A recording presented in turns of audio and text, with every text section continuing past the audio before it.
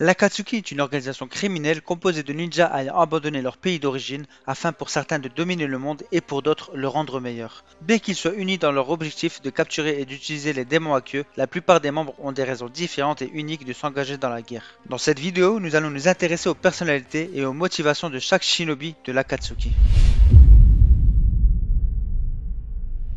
Nagato, Yaeko et Conan sont des orphelins de guerre. C'est lorsque des ninjas de Konoha tuèrent ses parents par erreur que Nagato éveilla pour la toute première fois le plus puissant des deux jutsu, le Rasengan.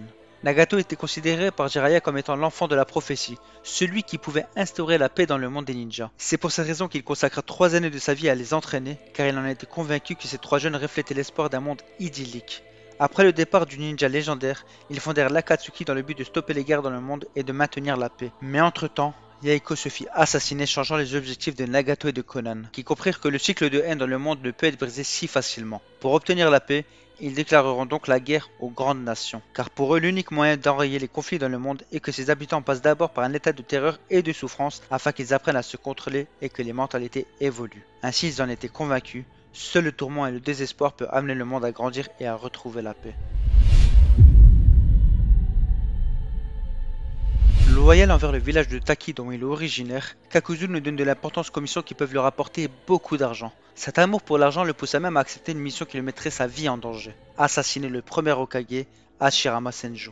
Cependant il échoua et n'eut droit qu'au blâme et à une condamnation à son retour à Taki. Kakuzu nourrira alors une haine violente envers ses dirigeants et finira par déserter son village pour rejoindre l'Akatsuki. C'est alors qu'il se créera une réputation de chasseur de primes, gagnant sa vie grâce au butin qu'il recevait en traquant et tuant les cibles recherchées. Pour lui, la moralité joue un rôle mineur dans son processus de prise de décision. Quand il s'agit de se battre, tout est une question de gain financier.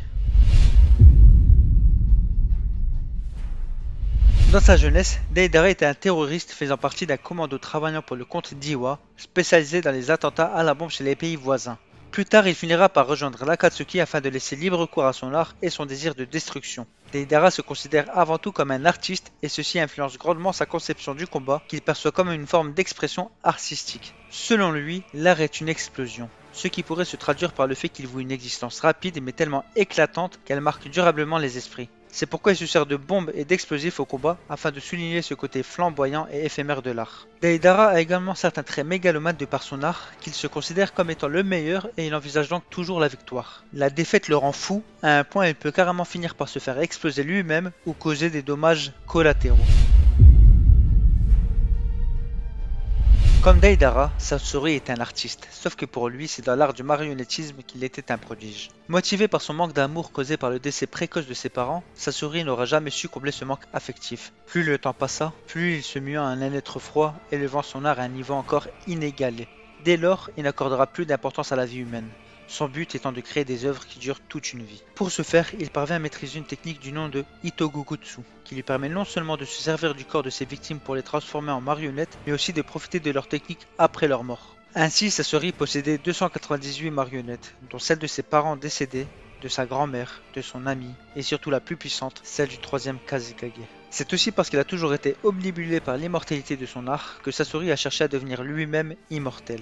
Pour cette raison, il s'est débarrassé de son enveloppe charnelle pour se transformer lui-même en marionnette. Tout au long de sa vie, Sasori a été prêt à commettre d'horribles actes de violence pour s'assurer que lui et son travail resteront dans les mémoires longtemps après son départ.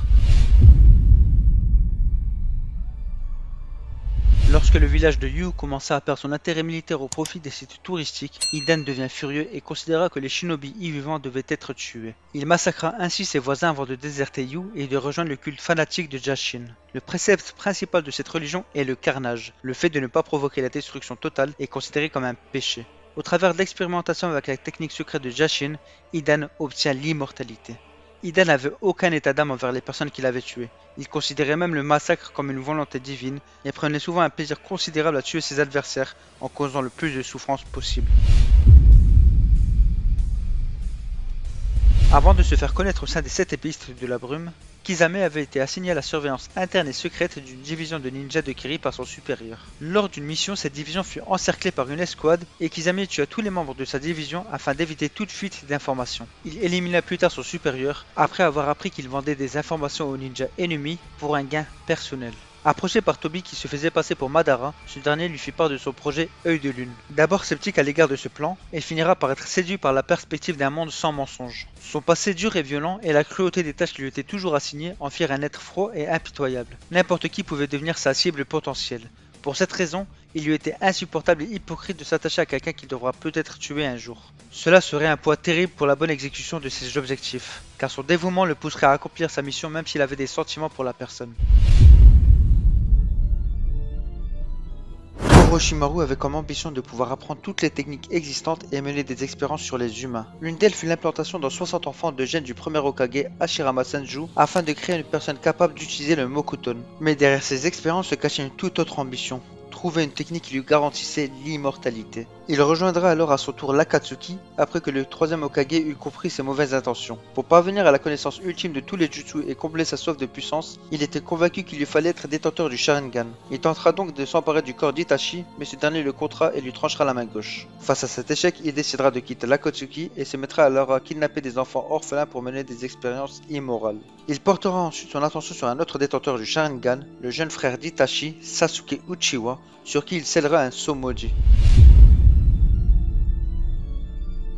Quand Kaguya fut sur le point d'être scellée, elle manifesta sa volonté de revenir un jour parmi les vivants et créa Zetsu. Zetsu apparaîtra alors comme un être mystérieux et indigne de confiance, tant il était un parfait manipulateur. Il manipula tout le monde dans l'unique but d'accomplir son but ultime, ramener Kaguya à la vie en utilisant le Tsukuyomi infini. Tout au long de son existence, il sera la cause de nombreux conflits dans le monde des ninjas. Il s'associa souvent avec des membres du clan Uchiwa pour profiter de leur Sharingan, élément clé pour la réalisation de son plan. Lorsqu'Hashirama blessera mortellement Madara, Zetsu s'empressera de le sauver et de le manipuler pour préparer sa vengeance. Plus Madara montait en puissance et plus il s'approchait de son but. Une fois le Rinnegan obtenu et le projet Œil de Lune lancé, ce dernier sera trahi par Zetsu d'un coup de poignard dans le dos. Zetsu lui avouera alors qu'il n'a jamais servi la volonté de Madara, mais bien celle de Kaguya Otsutsuki, et qu'il n'y a qu'envers elle qu'il ressent de la loyauté. Après le massacre de son clan par Itachi, l'innocence de Sasuke fut endommagée. Ses idées et sa personnalité changèrent considérablement, faisant de lui un être froid, solidaire, cruel et arrogant. Pendant les 8 années suivantes de sa vie, il se consacra à sa quête de vengeance. Mais comme son grand frère le lui avait dit, s'il espérait un jour le battre et venger sa famille, il se devra d'être beaucoup plus fort. Croyant que Konoha était la cause de sa faiblesse, il finira alors par quitter le village quelques années plus tard pour rechercher le pouvoir que lui avait conféré Orochimaru par l'intermédiaire de la marque Mojit. Il finira par refuser d'offrir son corps à ce dernier en déclarant que se livrer à une personne plus faible que lui était insultant vers le clan Uchiwa. Après avoir obtenu vengeance en tuant Itachi, il apprit que c'était Konoha qui avait donné l'ordre à ce dernier d'éradiquer son clan et que son frère n'avait jamais cessé de l'aimer. Cela plongea Sasuke dans une colère noire au point qu'il jura de détruire Konoha jusqu'au dernier habitant. À ce stade, la haine de Sasuke ainsi que son désir de vengeance semblaient avoir franchi le point de non-retour. Itachi n'avait que 4 ans lors de la troisième grande guerre ninja, et c'est à partir de ce moment-là qu'il commençait à avoir des idéaux pacifistes et à vouloir protéger Konoha de la guerre. À 6 ans, le jeune Itachi intégra l'académie et fut rapidement considéré comme le meilleur de sa génération. À 7 ans, il devint Genin. À 8 ans, il maîtrisait le Sharingan. À 10 ans, il devient un Chunin, et à 13 ans, il devint capitaine de la section spéciale Anbo. Plus il prenait de l'âge, et plus il vouait une grande loyauté envers son village, rêvant même d'y devenir un jour l'Hokage. Toutefois, une menace pesait sur Konoha. Son clan, les Uchiwa, s'apprêtait à réaliser un coup d'état contre le village. Danzo l'invita donc à faire un choix, devenir un traître et donc se faire tuer par le gouvernement avec sa famille, ou un héros en tuant son clan, hormis son petit frère. Tiraillé entre sa famille et la protection du village, il décida d'être fidèle envers Konoha au détriment des aspirations personnelles de son clan. Il tuera alors un à un chaque membre de sa lignée avant de quitter Konoha. Il infiltrera ensuite l'Akatsuki dans le but de les espionner et d'utiliser sa position d'initié pour protéger son pays contre d'autres menaces. L'amour engendre la déception engendre la vengeance engendre la haine, et cette haine sera irrémédiablement utilisée par les shinobi. Cela résume parfaitement l'histoire de Obito Uchiwa. Lui que tout le monde pensait mort écrasé par les rochers, fut sauvé et maintenu en vie par Madara et Zetsu.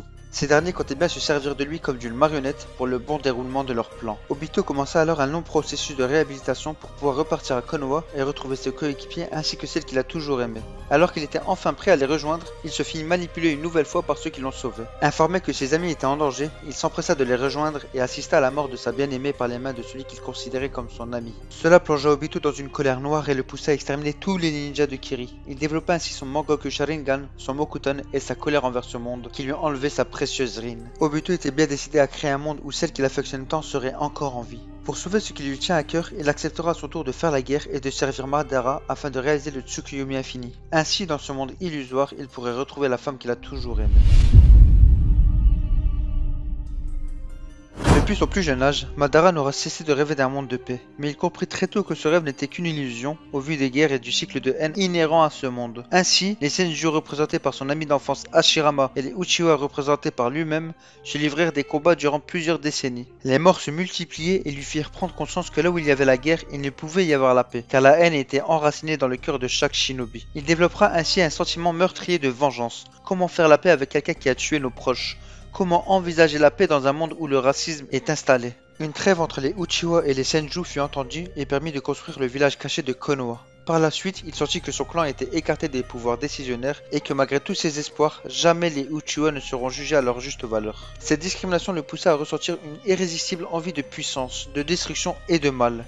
Le seul moyen pour mettre fin à toute cette haine était selon Madara d'imposer par la puissance sa vision du monde, en le plongeant dans un état de rêve où chaque être pourra accomplir ses moindres fantasmes. C'est alors qu'il mit en place son plan Œil de Lune afin de tenir tous les humains sous sa tutelle et de contrôler ainsi un monde d'illusions sans guerre ni haine. Voilà les gars, c'était tout pour nous. J'espère que la vidéo vous aura vraiment plu et si c'est le cas, n'hésitez pas à partager, liker et vous abonner car c'est super important pour nous. Je vous invite également à cliquer sur la description pour rejoindre nos différents réseaux sociaux et notamment notre Discord sur lequel on vous attend avec impatience. Sur ce, on se dit à la prochaine, portez-vous bien, sayonara.